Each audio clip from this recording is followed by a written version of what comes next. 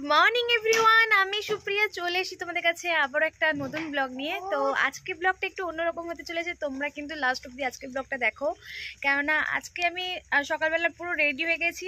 এখন কটা বাজে? 8টা মতন বাজে, 8টা না 8:30 9টা মতন বাজে। তো আমি পুরো রেডি হয়ে পড়েছি কাজে যাব বলে।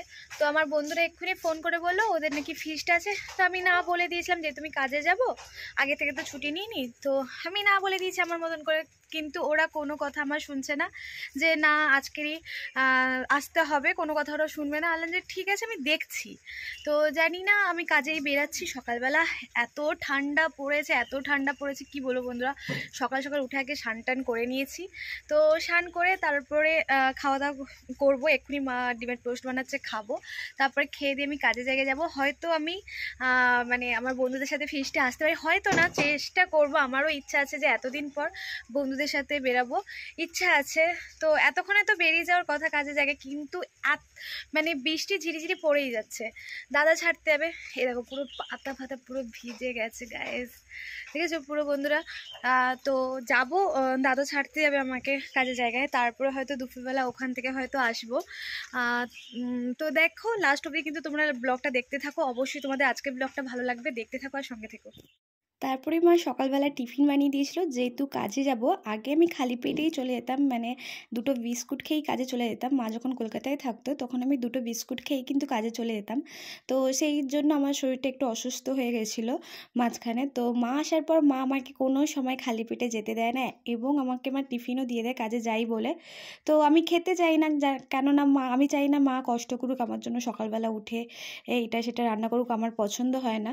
তো যাই হোক, মাকে তো আর আটকাতে পারবো না, মা করে দিয়েছিল। তারপরে দাদা আমাকে নিয়ে বেরিয়েছিল কাজে ছাড়তে যাওয়ার সময়। আর কি বৃষ্টি, ঘর থেকে বেরানোর পর থেকে এত বৃষ্টি, এত বৃষ্টি, আমি পুরো লিটারলি ভিজে গেছি। মানে আমি তো কোনো রকম শুধু চাদরটা মুখে দিয়ে ঢাকা দিয়ে গেছি। আর দাদা যখন গাড়িটা সামনে চালাচ্ছে, দাদা এক হাতে ছাতা ধরে গাড়ি চালাচ্ছে। মানে সত্যি আমার দাদা বলেই এটা সম্ভব, মানে আমার দাদা বলেই আমাকে বললো ঠিক আছে তোকে চল আমি ছেড়ে দিয়ে আসি। অন্য কোনো যদি ছেলে হতো আমাকে বলতে তুই চলে যা, নাহলে আজকে ছুটি নিয়ে নিয়ে তোকে যাওয়ার দরকার নেই। শুধু আমার দাদা বলেই হয়তো, জানি না, আমার মানে যেইটুকু বলি দাদা অন্তত আমার এই কথাগুলো শোনে। তো এই জন্য আমার দাদাকে এতটাই ভালো লাগে। তারপরে আমি কাজটা ছেড়ে পুরো চলে এসেছিলাম আমি আমাদের বন্ধুদের ফিস্টে, মানে আজকে যেটা আয়োজন, মেন আয়োজন এটা। তো আমি কাজ করে পুরো 1টা 1:30টার দিকে চলে এসেছিলাম, যেহেতু আজকে ফিস্ট ছিল। তো সবাই মিলে যখন আজকে এক জায়গায় হয়েছি, তো অনেক দিন হলো বন্ধুদের সাথে কোনো যোগাযোগ ছিল না বন্ধুদের সাথে যোগাযোগ, এই জন্য একটু আমার মন খারাপও ছিল। কিন্তু এতদিন পর এই সুযোগটা আমি আর মিস করতে চাইনি। আমি বললাম যে না, যখন বন্ধুরা সবাই যখন এক জায়গায় হচ্ছি, তো আমি কিন্তু তৃষাকে খুব মিস করেছিলাম। যাই হোক, তো আজকে এখানে রান্নাবান্না সব আয়োজন ছিল, সবাই ছিল, বাট তৃষা ছিল না। আমি কিন্তু তৃষাকে খুব মিস করেছিলাম, তো ও আসতে পারেনি। তো আজকে আমাদের মেনুতে অনেক কিছু ছিল, মাছ ভাজা। আমি যখন এসে দেখলাম মানে কোনো রান্না হয়নি, শুধু ভাত হয়েছে আর একটা চচ্চড়ি হয়েছিল, তাছাড়া কোনো রান্না হয়নি। আমি যখন আসি প্রায় 3টে বেজে যায়, তাও কোনো রান্না শেষ হয়নি। দই মাছটা আমি যখন আসি হচ্ছে, মানে আরও মাংস হবে, মানে কত রান্না কি বাকি আছে। আর আজকে অনেক কিছু আয়োজন হয়েছিল। আর চলো এবার একটু আমরা গান শোনাই তোমাদেরকে, তোমরা শুনে নাও শিবের গলার গান।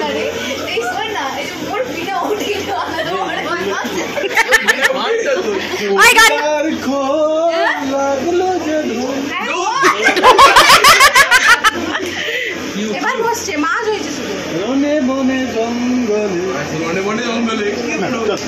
চল এইখানটা হচ্ছে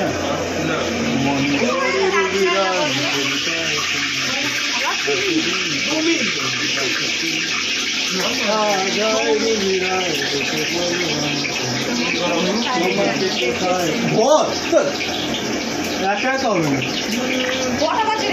এই কর না, বাংলাটাই কর, বাংলা গানটা, বাংলা গানটা। রোদ জ্বলা দুপুরে, সুর তুলে নুপুরে, বাস থেকে তুমি যাবে নামতে। আরে সুদীপ গান গা, আমি কফি হাউস গা যেটা পারিস গা, নে স্টার্ট।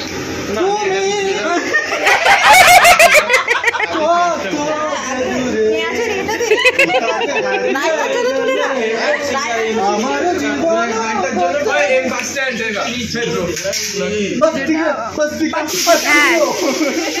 বেশি লাগবে না কালকে ব্রো আরে গা কফি হাউসটা আমার কি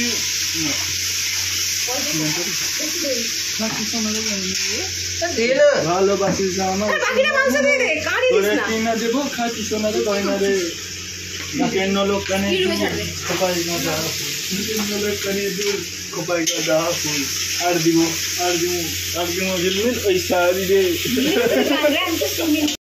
তারপরে আমাদের রান্না এতটাই দেরি হয়ে গেছিলো, তো কল্পনার মা আমাদের জন্য কাঠি ভাজা নিয়ে এসেছিলো। তো এটা আমরা বসে অন্তত মানে মনটা ভরিয়েছিলাম, কিন্তু আমাদের লক্ষ্য ছিল মাংস কষা খাবো বলে।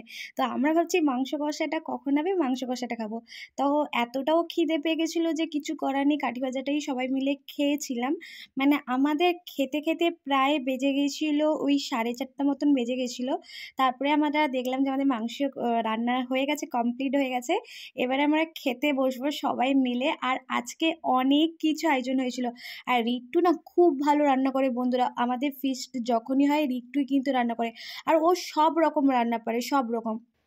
আজকে তো মাংস ছিল, মাছ ছিল, মানে অনেক কিছু আয়োজন ছিল। আর আমাদের ফিস্টের পুরো গ্যাং হচ্ছে মানে পুরোটাই গ্যাং আর নেই, আজকে কিছুজন আছে। তোমরা দেখিয়ে দেবো যখন সবাই আবার একসাথে হবো, তোমাদেরকে অবশ্যই দেখিয়ে দেব। তো দেখো কত মাংস রান্না হয়ে গেছে, আমরা এই কজন খাবো, এত মাংস রান্না হয়েছে। তো আজকে বৃষ্টির ওয়েদারে আমাদের তো বেশ ভালো লেগেছে। আজকে পুরো ঝিরিঝিরি করে বৃষ্টি পড়ছিল, তারপর আবার আমাদের এই মানে ওয়েদারে ফিস্ট, মানে আজকে পুরো পারফেক্ট, পুরো জমে গেছে আজকে ফিস্টটা। মানে এত মানে এদিকে তো গরমও লাগছিল না, এদিকে ঠান্ডাতে খাওয়া দাওয়া এত ভালো হয়েছে, মানে কি বলবো। আর বন্ধুরা যখন একসাথে থাকি তখন তো মজাই মজা। তো আমি তো অনেকটাই খুশি হয়ে গেছিলাম। তো তারপরে আমাদের রান্নাবান্না কমপ্লিট হয়ে যেতে তারপরে সব কিছু গোছানো টোছানো হয়ে গেছিলো। অ্যাকচুয়ালি আমরা এতটাই হাসাহাসি করেছি, ওই জন্যই কিন্তু রান্না হতে দেরি হয়েছে। তো তারপরে কিন্তু রিট্টু রায়তা বানাবে বললো, তো সেই জন্য সুস্মিতা শশা কেটে দিচ্ছিল। তো রায়তা হয়েছিল, আর অনেক অনেক রায়তা হয়েছিল। রিট্টু খুব ভালো রান্না যেমন করে সেরকম সব কিছু দিক থেকে ও ম্যানেজ করে খুব সুন্দরভাবে। তো দেখো এখানে কল্পনা দই শশা সব একসাথে করছিল। চলো তোমাদের এবার আজকে কি কি রেসিপি হয়েছে ওটা তোমাদের সাথে শেয়ার করব।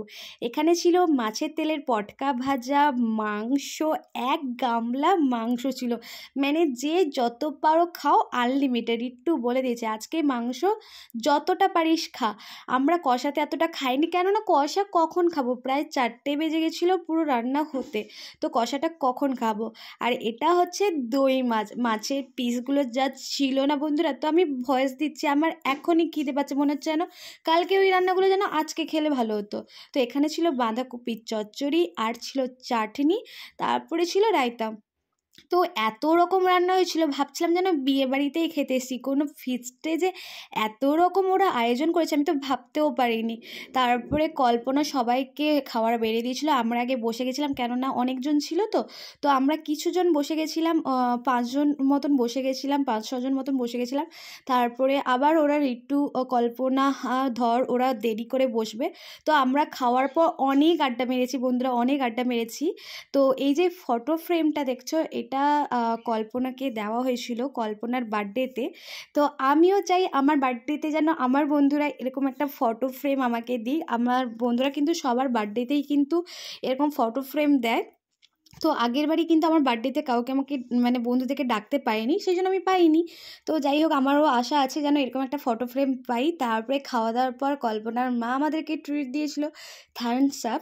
তো এটাই কিন্তু আমরা বসে বসে সবাই মিলে আড্ডা দিচ্ছিলাম।